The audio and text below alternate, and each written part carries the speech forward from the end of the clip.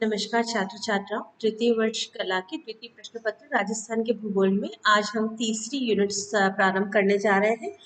तीसरी यूनिट हमारी कृषि पर आधारित है और हमें कृषि की और राजस्थान की अर्थव्यवस्था पर ध्यान देना है। सबसे पहले राजस्थान हम जानते हैं कि एक कम वर्षा प्राप्त करने वाला राज्य है। लगभग इसका आधे से अधिक भाग यानी 60% भाग शुष्क और अर्धशुष्क क्षेत्र के अंतर्गत आता है। ऐसी स्थिति में राजस्थान के अंदर आर्थिक व्यवस्था जो है वो बहुत कुछ कृषि और उसके सहायक के रूप में पशुपालन पर निर्भर करती है। तो ये मूल है राजस्थान के अर्थव्यवस्था की, कृषि और पशुपालन। अभी हम चर्चा करेंगे कृषि की। राजस्थान को 50 सेंटीमीटर की समवर्षा रेखा दो भागों में बांटती है। रेखा के जो पश्चिम का भाग है, जो लगभग 60% भूभाग घेरा हुआ है, वो शुष्क और अर्धशुष्क है। और रेखा के पूर्व का भाग है, जो लगभग 40% भूभाग को घेरा हुआ है, वो उपाद्र और आर्द्र है। अब ऐसी स्थिति के अंदर दोनों के अंदर जो क्रॉपिंग पैटर्न है, जो दोनों के अंदर कृषि की स्थितियां हैं, वो बहुत अलग अलग है। पहली बात, जो राज्य है उसका 75% जो खेती की जाती है वो खाद्यान्न आधारित है, यानी मूल रूप से हम खाद्यान्न उगाते हैं। तो खाद्यान्न की ही मूल फसल ली जाती है। 53% भूभाग राज्य का कृषि के अंतर्गत आता है। और अधिकतर जो कृषि है वो जो जोत का आकार है वो दूसरे राज्यों की तुलना में ज्यादा बेहतर है। हालांकि वो बहुत बड़ा नहीं है, परंतु दूसरे राज्यों से अगर देश के राज्यों से तुलना की जाए तो राजस्थान में जनसंख्या की कमी और क्षेत्रफल बड़ा होने के कारण जोत का आकार अपेक्षाकृत बड़ा है। राजस्थान के अंदर दो जो फसलें हैं खरीफ की, जो मूल दो खरीफ फसलें ली जाती है, वो पूर्वी राजस्थान में मक्का है और पश्चिमी राजस्थान में बाजरा है। अधिकतर पश्चिमी राजस्थान में खरीफ में बाजरा की फसल ली जाती है और पूर्व में मक्का की फसल ली जाती है। मक्का के अलावा पूर्व में ज्वार भी उगाया जाता है। अब बाजरा जो है शुष्क क्षेत्र की इकलौती फसल है। जिन जगहों पर खेती वर्षा की मात्रा पर ही निर्भर रहना पड़ता है या सिंचाई के साधन नहीं है, वो साल में एक ही फसल लेते हैं। लगभग जो अधिकतर जो क्षेत्रफल है वो एक ही फसल लेता है। ज्यादातर 20% ही क्षेत्र ऐसा है जो एक से अधिक फसल लेता है। बीकानेर, जैसलमेर, बाड़मेर, नागौर और चीरू जीरू जो जिले हैं, वहाँ की मूल फसल बाजरा ही है और मूलतः वो एक ही फसल बाजरे की ले पाते हैं। बाजरे के अलावा पूर्व में दक्षिण राजस्थान में विशेषकर मक्का एक प्रमुख फसल के रूप में है और उत्तर पूर्वी राजस्थान के अंदर ज्वार भी मूल रूप से उगाया जा रहा है। अब इसके अलावा जिन जगहों पर सिंचाई की सुविधाएं हैं, वहां पर दूसरी रबी की फसल भी, जिसमें गेहूं, चना और सरसों ये मूल रूप से है वो ली जाती है। बाजरा और मक्का के अलावा जवार, बोट और मूंग भी पश्चिम में खाद्यान्न के रूप में मूल फसलों के रूप में उगाया जाता है।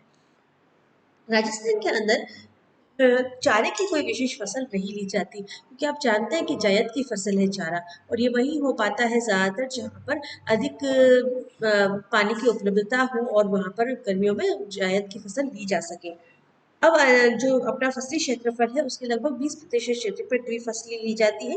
अधिकतर फसलें एक फसली ही हो पाती है और ज्यादातर जो निर्वाहक प्रकार की खेती है जिसके अंदर ज्यादा खाद और उर्वरकों का प्रयोग नहीं किया जाता है।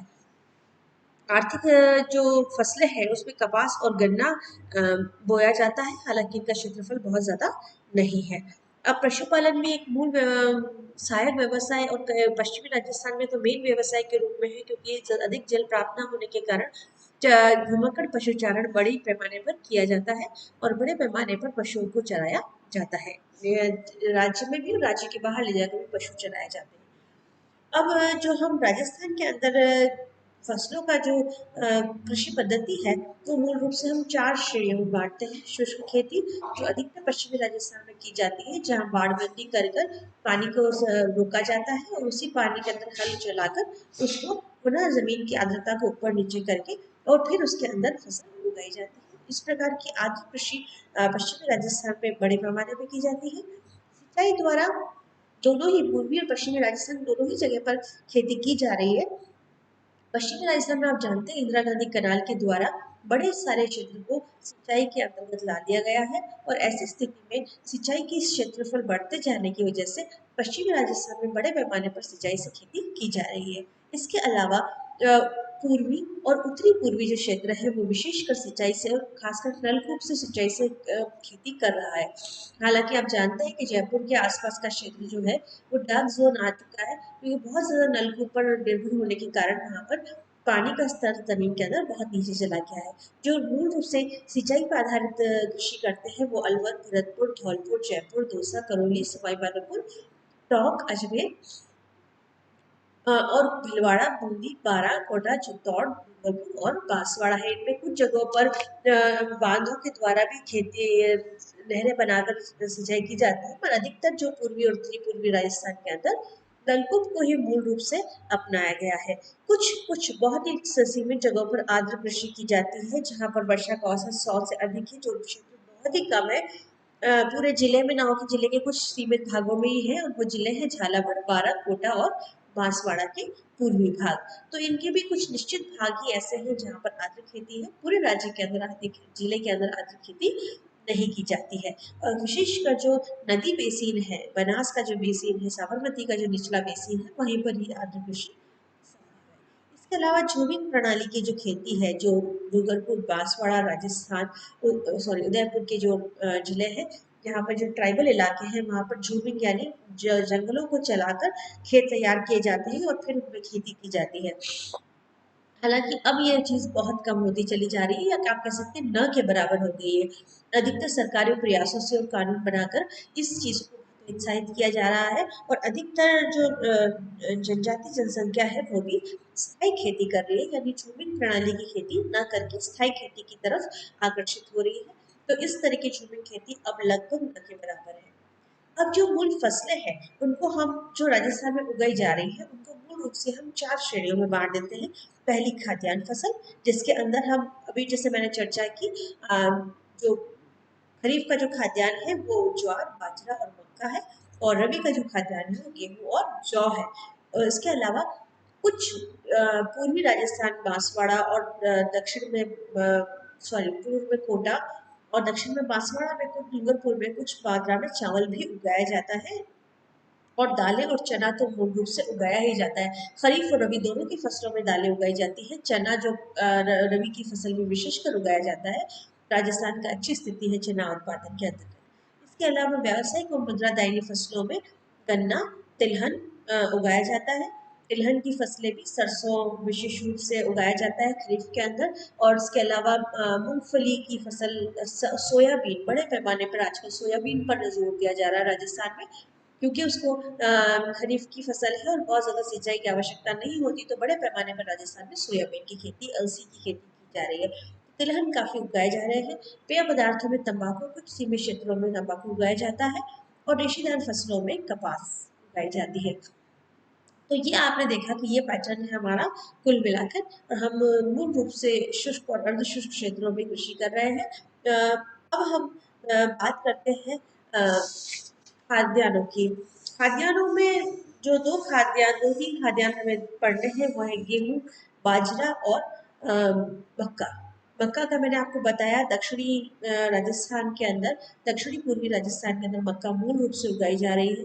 बड़े पैमाने पर मक्का खाद्यान्न के रूप में उगाई जाती है, और निर्वाह प्रकार की खेती की जाती है, मतलब मूल रूप से अपने भोजन योग्य मक्का ही उगाई जाती है, और यह कृषि ज़्यादातर वर्षा आधारित ही होती है। इसके अलावा जो गेहूं की खेती है, गेहूं की खेती लगभग उस हर जगह पर हो रही है जहाँ पर वर्षा सिंचाई की सुविधा उपलब्ध है। सिंचाई की सुविधा कूप से भी हो सकती है, और बांधों के द्वारा नहरें बना के भी सिंचाई की सुविधा हो सकती है। पश्चिमी राजस्थान, जहाँ पहले कभी गेहूं नहीं उगाया जाता था, परंतु आजकल गेहूं बड़े पैमाने पर उगाया जा रहा है, क्योंकि पश्चिमी राजस्थान में इंदिरा गांधी कैनाल के क्षेत्र के अंदर गर्मियों के समय में भी, सॉरी सर्दियों के समय में भी पर्याप्त मात्रा में पानी उपलब्ध हो जाता है।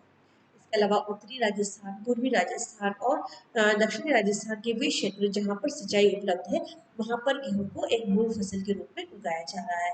हालांकि इसका क्षेत्रफल बहुत ज्यादा नहीं है राजस्थान में, और जिसकी वजह आप जान सकते हैं कि इस राजस्थान का अधिकतर क्षेत्रफल शुष्क और अर्धशुष्क है, जहाँ पर आपको ज्यादा संभावनाएं नहीं मिलती है सिंचाई की।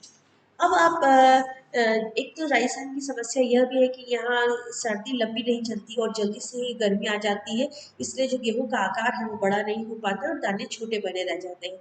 तो जैसे जैसे जनवरी बीतता है, मौसम गर्म होने लगता है। फरवरी मार्च में तो बहुत ज़्यादा गर्मी बढ़ने लग जाती है, जिससे गेहूँ जल्दी पक जाते हैं और उनके दानों को बड़ा होने का समय नहीं मिल पाता है। तो ये एक बड़ा यहाँ की गेहूँ उत्पादन में रुकावट है। अब जो जिले हैं राज्य के जो गेहूँ उत्पादन कर रहे हैं वो है, जहाँ अधिकतर क्षेत्रफल है जयपुर, दौसा, अलवर, भरतपुर और धूलपुर, जो राज्य का 30% गेहूँ उत्पादित कर रहे हैं।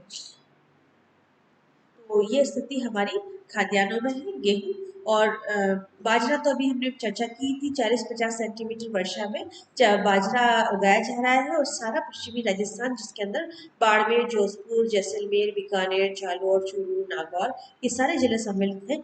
और इसके अलावा सीकर, झुंझुनू में भी ये उगाया जा रहा है। और जैसलमेर में इसका सबसे अधिक प्रतिशत है, यानी वहाँ के 70% भूभाग पर जो कृषि की जाती है वहाँ पर बाजरा उगाया जाता है। तो इस बाजरा यहाँ की प्रमुख खाद्यान्न फसल है, और बड़े पैमाने पर बाजरा उगाया भी जाता है। अगली कक्षा में हम तिलहन, दलहन और दूसरी फसलों के बारे में